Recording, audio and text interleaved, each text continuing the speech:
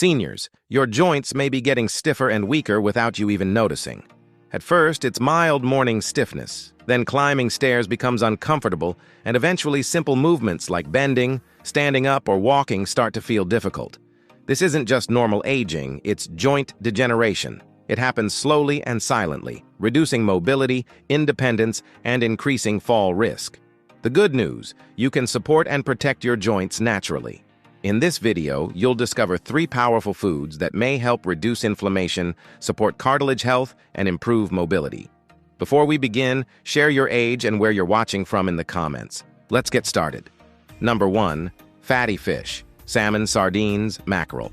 If your joints feel inflamed and painful, they need serious help fighting inflammation. Fatty fish are loaded with omega-3 fatty acids that reduce swelling, improve joint lubrication, and keep cartilage flexible. They also support faster muscle recovery around the joints, so you feel stronger and move easier.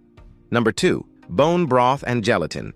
Most people don't know this, but your cartilage can actually regenerate, and gelatin is one of the best natural sources of collagen. Bone broth and gelatin provide the exact building blocks your joints need to repair themselves. Simple daily method. Mix 2 teaspoons of gelatin in a glass of warm water and drink it on an empty stomach. Do this for 1 month, rest 1 month, and repeat. Many seniors notice less stiffness and better movement within weeks. Number 3. Turmeric and ginger. These 2 powerful roots are some of the strongest natural anti-inflammatories in the world. Turmeric, with a pinch of black pepper, and ginger reduce joint swelling, ease pain, and protect your cartilage from further damage. Add them to your meals daily or drink them as tea. Your joints will thank you.